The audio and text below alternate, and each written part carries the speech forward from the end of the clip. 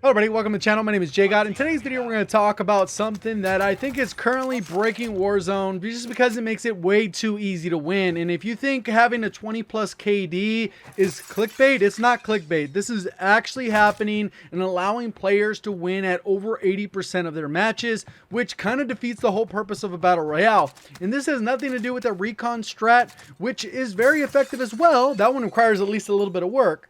But we're going to talk about all the different steps involved, and I'm going to show a little bit of gameplay. If you do enjoy the video or learn something new, hit the like button. If you're brand new, want to find your way back to more Call of Duty content, just make sure you subscribe with notifications on. So this is actually happens in multiple steps, and this has been happening for quite a while, and it's just till recently that I decided, hey, you know what? Let me go ahead and talk about it because I see it as a growing issue.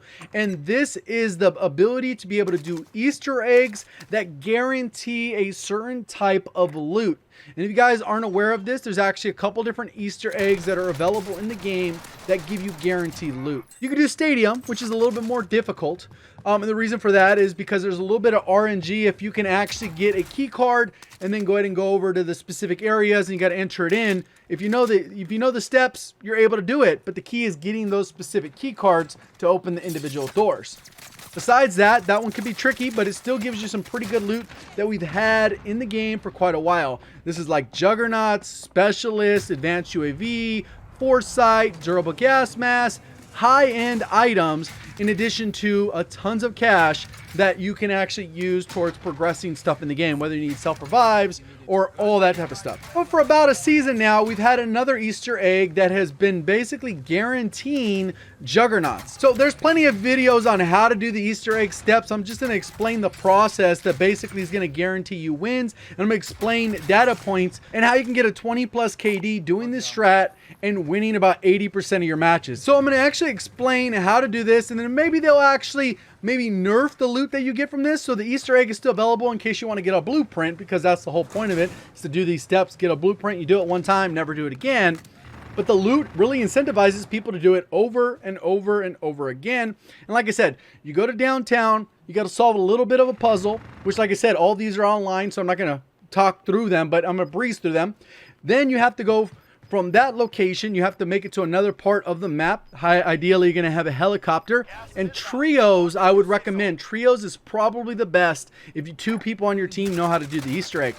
Then you go ahead and transport yourself with the helicopter to a specific metro station. Then it takes you to a hidden metro station that is only accessible if you did the Easter egg. Now, there's some other parts of steps with that as well, but you get to this hidden spot and there's guaranteed loot there.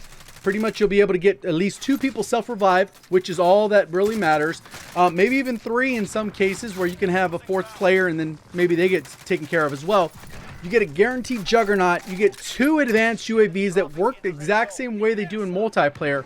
So they even reveal ghost players no matter the distance. You get 2 specialists, which is insane because that gives you all of your perks, which is particularly important in this next step. And prior to some changes, they actually gave you durable gas mask, guaranteed foresight, which is incredibly broken. And then obviously you got the Juggernaut, which is available for 1 player. And the Juggernaut is the real thing that makes it almost impossible to lose and allows you to rack up kills because of how the Juggernaut is balanced. Personally, I don't think a Juggernaut should be in a battle royale. I don't think it belongs in solos, duos, trios, or quads, any mode other than in LTM, which is more for fun, and the stats don't really count. So now that you've done that, you loot up, you exit the metro, and then you take off to a buy station, and you could just stock up on streaks or whatever, and hopefully by this time, if you've gotten efficient at doing this, you can go ahead and get your free loadout. And the reason why you don't need to get multiple loadouts is because 2 people have specialist, and the 3rd person who has Juggernaut doesn't need to carry anything, doesn't need streaks, perks, anything, because they are the Juggernaut.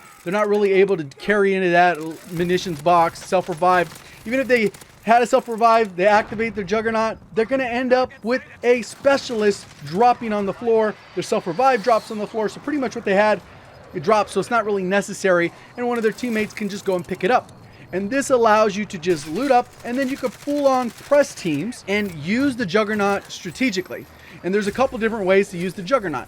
One is you can drop them from the heli, and if they are above the fall damage where you would actually just die if you weren't in a Juggernaut, you have to deploy your parachute or you die, it actually does like a Hulk smash, makes a loud noise, insta downs anyone in the area. And this is way too effective. If they come from full height, they just jump down and they can down 3 people instantaneously. No counterplay, there's no trophy, no nothing. Nothing is going to stop this juggernaut from landing. On top of this, the team can coordinate, and not everyone needs to help the juggernaut in this area, but the last part they kind of do is that every time the juggernaut thirsts a player or completely finishes them, they end up repairing their health, and it looks like around 20%. So if you go into an engagement and people are like afraid of the juggernaut, they start running, your teammates can down people. If the juggernaut finishes them off, they repair their health, which is incredibly important, especially when you're trying to get into late game to have a full bar, because everyone knows where you're out of the map. They know you're coming. If you do a juggernaut drop with the helicopter, there's literally nothing anyone can do. If you land near them, they're basically dead. And why this will actually boost your KD is because what happens is you rack up kills and it becomes very difficult to die. If you can't get a single kill, multiple kills with a juggernaut without dying, there's something wrong. And then when you get those kills, it regenerates your health. Unless you're just standing out in the open looking like a fool, you should be able to get free wins. And there's a couple different ways you can do this. If you decide, hey, you know what, we got enough kills, let's go post up. You can do a couple recons because no one's going to press you. If you're the juggernaut, you could just destroy them. And you could actually solo cap those by yourself as juggernaut while your team's kill chasing around, looting up or whatever, or just position yourself towards the end game where most of the action will end up leading. Come in third party. If somebody gets down, hey, Jug, I downed that guy. Finish him off. They're down. They just beam them, and they have unlimited ammo. Who thought that was a good thing? Literally, they do not run out of ammo. They get the 100 or 200 rounds. They reload. It's a little bit slow, whatever. And then they end up being able to do that to replenish their health over time. So in these late game situations, people can try and use streaks and all this stuff. But if you're prepared for that stuff, it makes it incredibly difficult to counter and incredibly difficult to stop. And the example I wanted to give that you're seeing in today's gameplay is me playing on keyboard and mouse, which I hardly ever play on. The aim is okay. It's not that great. I would still say that my controller experience of 20 years is better than my keyboard and mouse of 6 months. And I don't even play that consistently on keyboard and mouse. The bigger issue is the keybinds, being able to deployment parachute, jump, slide cancel, drop stuff, loot, open a door. Those mechanics are terrible. So I kind of wanted to put that to the test and prove that it's pretty easy to win. And I was actually playing with a couple people I've played with before. OPMarked, who's 4th on the leaderboards for wins. I've also played with 7 Sleeper. And I think they were playing with another person that they played with before that I haven't really played with before. And we ended up winning 4 out of 5 matches using this strategy.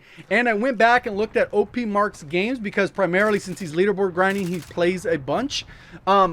Out of 25 matches, he had a 23.4 KD. He'd only died 10 times. And then they ended up winning 21 out of 25 matches with a win rate of 84%. So if you don't think you could win at 30% doing this strategy and having maybe an 8 to a 10 KD, it just doesn't belong in the game. They recognize it doesn't belong in the game. It's just like that overpowered shotgun with the FAMAS underbarrel that was broken. It clearly coded wrong, or the sniper, the SPR 208 that had hit scan. There were clearly issues, but it's kind of one of those cases in the game. You can't beat them, join them. And obviously it's in the game for a reason. It's not like a stim glitch where you're literally cheating to win. Nope, literally you do an Easter egg, you get guaranteed stuff. Late zone happens, you call in one advance, it will show everyone, regardless if they think they're hidden. And then once it closes a little bit, you kind of clear out some area. You're down to the top 3 teams. You called in another advance. Guess what? Your team's outnumbering them. Your jug's fully held. There's almost no chance you're going to lose that with all your team alive and playing smart at the end rotation. So I thought I'd go ahead and bring a little bit of light to that. Hopefully more of you guys go ahead and try that out and they decide to balance it, because personally, I think it's cool to have an Easter egg. It's cool to allow players to grind something, have a little bit of fun, especially if you're doing plunder, no big deal, right? But if you're doing it in regular Warzone matches where you're basically almost guaranteed to win and increasing that KD, whoever's in that jug, everyone's supporting that player to make sure they maintain that health, it's a pretty broken strat. So feel free to learn the Easter egg and go ahead and try that for yourself. If you guys don't get wins, there's clearly something wrong. Hopefully you guys did enjoy the video, learned something new. If you did, please do me a favor, hit that like button. If you're brand new, looking to find your way back for more Call of Duty content, make sure you are subscribed with notifications on. Appreciate all the support. Thank you for watching. As always, have a great day.